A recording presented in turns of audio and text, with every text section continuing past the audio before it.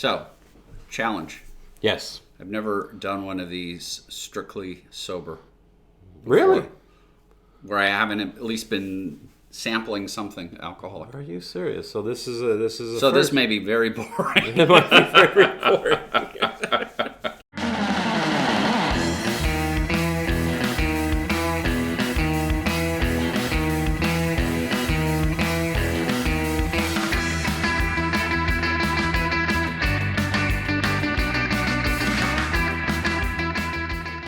I tell you what, Steven, one thing that's definitely been interesting is like I wouldn't say all my videos I'm drunk or have booze in them, but a lot of them I do. Yeah.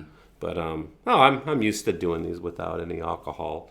And this is an episode of Straight Edge Tiki, and this is my buddy Steven. We're in the Rock and Jellyfish Lounge, and you have come up with several of your own cocktail recipes, and every one is so good. And for the record, literally the last alcoholic drink I drank was the Cobra Got Punchy. That was back in February, a couple months ago. And what a way to go out. Well, good. I'm glad you like it. I'm kind of proud of that drink. Yeah, It was a fun one. And so I asked Steven if, like, hey, could you come up with something non-alcoholic? And not only did Steven come up with one non-alcoholic drink, you came up with two. Yeah. And you're using some of these ingredients here. Yeah. So do you have names for these? Or? One of them is the drink with no name, so we're going to have to come up with one, the one that you like better. Yes. The one that I like better it's just called Bittersweet Pear, which describes the drink. Not very original, but you'll see, it is a bittersweet pear drink. That sounds good to me. So in trying to do straight edge or non-alcoholic drinks, mocktails as I still like to call them, the challenge was when I was playing with this I was trying to recreate classic tiki drinks. Yeah. And I know you and Sean did the ritual and then took tiki drinks and then made them. Mm-hmm. Without the rum, it didn't work for me. I know. What I decided to do was not to make either a non-alcoholic drink that's just fruit drinks, although I make a lot of them and I like them, and not imitate alcohol, especially rum drinks. Yeah. I can imitate drinks that you and I aren't as fond of. If you like Campari, Aperol, those kind of bitter liqueurs, I can create those cocktails using those with non-alcoholic ingredients. Yeah. But that's not my flavor profile. No, me neither. So what I decided to do, and I'm new to this, but for these two drinks, was strike out and make a third category of neither a fruit drink nor an alcohol drink, but its own drink, because a lot of we'll talk about them in a minute, but the peach shrub and then the imitation rums, the non-alcoholic rums so-called, have a distinct bitter flavor. Yeah. But they have their own unique flavor. So I treat them as if they were a third alcohol, neither alcohol nor non-alcohol, but a third spirit. Yes. A non-alcoholic spirit, right? Which is what a lot of them label it. So that it has its own flavor profile and that it's a unique category of drink. Yes. And when I treat it that way, then we can have some fun with it. What's going to be really interesting about these two drinks is they both have my purple fashionola syrup. We've talked about that before, but that's Trader Joe purple juice, pog, and sugar boiled down. Both have cinnamon because we need to add some spice to it. And they both have my favorite drink, my favorite syrup to play with, sarsaparilla syrup. For those who don't know, sarsaparilla was before root beer. People would drink sarsaparilla, which is a more earthy and bitter form of root beer, the essence of root beer. I grew up drinking sarsaparilla when I was a kid. And we used to go to, in Columbia, California, near where my parents had their vacation home, is a recreation of an old west town, mining wow. town, and they would have black cherry soda and sarsaparilla because they claim that's what the people I drink used to during drink the black gold cherry rush. soda. Yeah, and they use like real sugar before processed corn syrup and all of that. Yeah, and I mean, if you are, I mean, you can talk about and go back to the soda fountain shops. Yep. I guess they were really, really big during Prohibition when you weren't allowed to drink alcohol, and then you can go and you can make they weren't non-alcoholic. Oh, of course they weren't non-alcoholic, but like it's all about these syrups and flavors. Yeah. And I think so. It's interesting that that's a syrup and not like just sarsaparilla, the soda itself. Yeah. And there is other essences of sarsaparilla that I found, even sarsaparilla bitters, I believe. Yeah. But this is called Pink House Alchemy sarsaparilla small batch syrup, and I just love the taste. So it's going to impart a bit of a root beer taste, and then so that both drinks have that in common. The difference is the Bittersweet Pear has a peach shrub anchoring it instead of an alcohol. So a peach shrub is. This is Crafted Cocktails Shrubs Asian Pear. I really like this one. It's basically it's a vinegar you can drink. Oh. So it imparts a vinegar taste. So you got to be careful on how much you use it. Yeah. But the flavors are really, I really like the flavors. So what we're doing is we're taking a cinnamon fashionola sarsaparilla and we're making two different drinks. The other drink, which is closer to a Tiki drink. By the way, the Bittersweet Pear is my favorite of the two, and I know your favorite is the second drink, the drink with no name. We're gonna maybe somebody in the comments can come up with a clever name for us on the video. But the drink with no name, it's anchored by the Beckett Coconut non-alcoholic rum, which really doesn't have a lot of flavor to it. But I kind of like it nevertheless. You're not sold on it, but... Well, by itself, it's like you can tell that they're using a fake sweetener. Yeah. And it kind of comes through. But I mean, like, I'm sure in a mixer, it's okay. Well, I mean, we're talking about half an ounce in each drink. 1/4 ounce of Pathfinder, which I find a bit non-alcoholic rum, which is a bit bitter and heavy. And then a half ounce of the Ritual. And we put the Ritual here, and you've talked about that on prior episodes. That's probably the best of them. You'll even drink it straight. I like I it do. straight. And for the record, I mean, out there, there is rum alternatives out there, and that's what they are, because they don't really. I'll just put things in front of you. They don't really taste like rum. No, but they're their own things. but they have their own. They all have a similar aftertaste. Yeah. The peach shrub has a unique and similar. This has a aftertaste. bite to it. There's I think they use pepper. Yeah. Some kind of a pepper to give you that burn afterwards. Yeah. I enjoy it. Once I got past the point of like, hey, this doesn't taste like rum, it's like, well, I do like what this tastes like. And that's what I think, and with the shrub as well, is treat it, because they impart that unique aftertaste. Yeah. So my attitude has been lean into it. Don't try to make it something it's not. I wish they wouldn't even call it rum. I wish we could call it something else, because it really doesn't taste like rum. So if you take your traditional Tiki rum recipes and just throw this in here, it's okay. Yeah. But it's not. Yeah, but it's not going. I mean, it's kind of like I made like me and my buddy Sean, we did a non-alcoholic Mai Tai using the Ritual, and I think it made a pretty good. It made a great Mai Tai, but it's definitely different. Yeah. Than what you are looking for. Yeah. So since the syrups are basically the same and heavy syrups, and then there's club soda with each of these, because these are pretty thick without the club soda. So we're going to try this one. Cheers. Yeah, cheers. And what is this called? This is the Bittersweet Pear. I'm liking it better now. Okay. I don't know if you did something different, but No, it's the exact same. And I served this prior to. This is good. No, I have a different opinion of this, Stephen. I love it now. Yeah, it's kind of fruity, grapey, not too grape juicy, not wine, and it's got the shrub, the little bit of vinegar imparts the non-alcoholic aftertaste.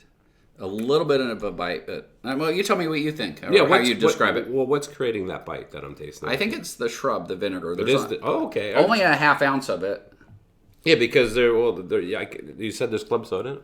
Mm-hmm. The club soda kind of gives it a bubbly feel to it, gives it a good mouth feel. And then there is a bite at the end of it. This is great. Yeah. It tastes like a fruity alcoholic drink. The only thing I noticed different is that I don't know how it is for you, but whenever I've ever drank in like any kind of an alcoholic drink or say a rum by itself or whatever, there's always that, because there's something always about that alcohol that makes me want to, take your time. You can't really just drink it, and I could drink this very, very easily. Yeah, but what I like about it is it's got enough of a bite at the end that you do want to sip it. You don't want to chug it. Because that's the problem with a lot of, like you say, a lot of the non-alcoholic drinks. That's why you can serve drink it it fast because there's nothing holding you back. Yeah, you can drink a lot, but I couldn't chug this because it burned my throat. Yeah. Because it's got a little bit of a spice to it. I have a different opinion of this. Stephen made these a couple weeks ago for us. I'm like, let's do an episode of these. Mm-hmm. And no, I have a different opinion on this, man. But I wonder, when you tried this, you had already been drinking a bunch of the second drink, and I wonder if that informed your palate. Well, let's kick into the next. Let's kick into the drink with no name. The drink with no name. I'm trying to go a little more tropical on this one, a little more Tiki-esque.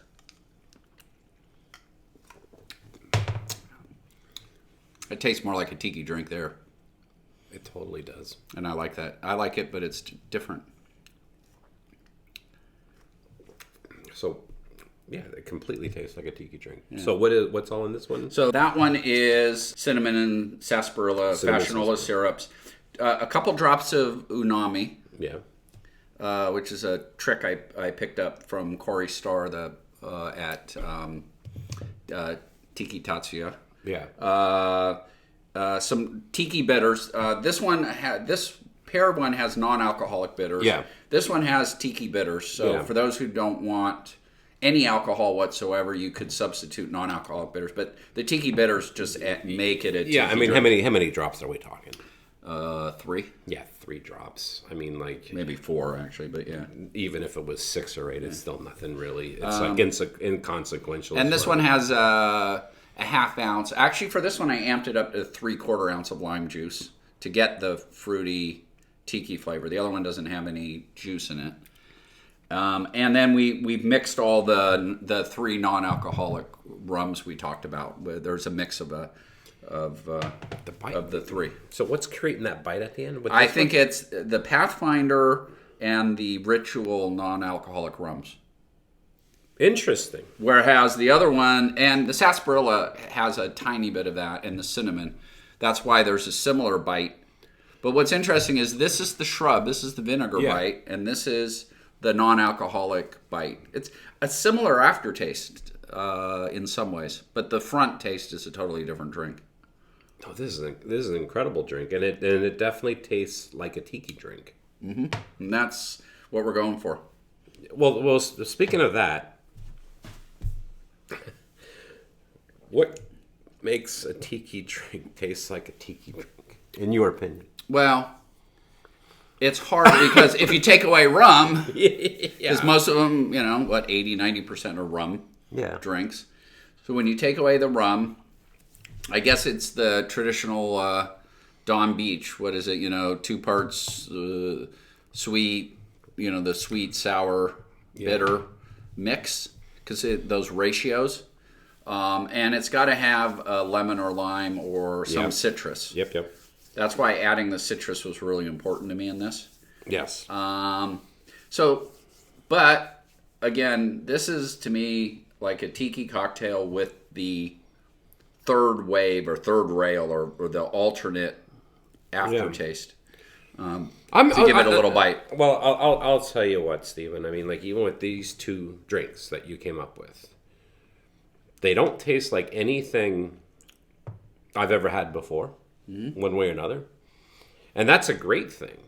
And, God, maybe with this whole, me going down this straight edge tiki route, and, I'm hoping to have other people come up with tiki cocktails that don't have any, come up with cocktails that are non-alcoholic. And it's like, I'm excited to I think there's going to be a lot of different and new flavor profiles where you're going to be like, yeah, this doesn't have to taste like.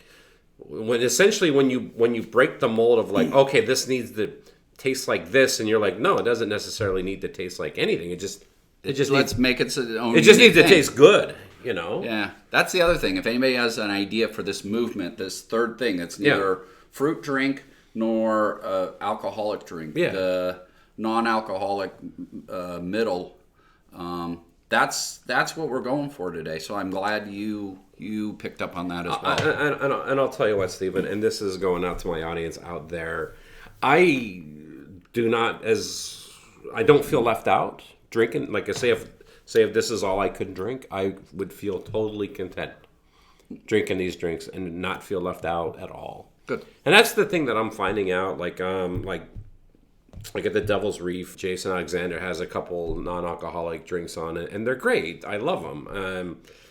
Sierra, she used to be at Holly Paley. She came up with like some awesome non-alcoholic drinks. Again, like I feel completely content drinking these. Good. And it is interesting drinking these or drinking any of these non-alcoholic drinks and not feeling the gradual booze kicking in. Well, like I say, this is the first one of these videos where that hasn't happened to me, so it's weird that I'm not slurring my words. Usually by now in a video. What's funny is what's kind of interesting is usually as I start drinking, because usually if we're going to do a video, these wouldn't be the first drinks we'd have. Right. We'd already have like one Jet Pilot in, maybe like, hey, Ray, try these 3 different rums. Okay. All right, now let's film. Yeah. So for me, it's all about trying to maintain my composure. So it's actually a lot easier for me to maintain my composure as I'm doing these. And even though this is my own home bar, I'm looking around and going, oh, so that's what it's like when the room isn't moving and wavy, after...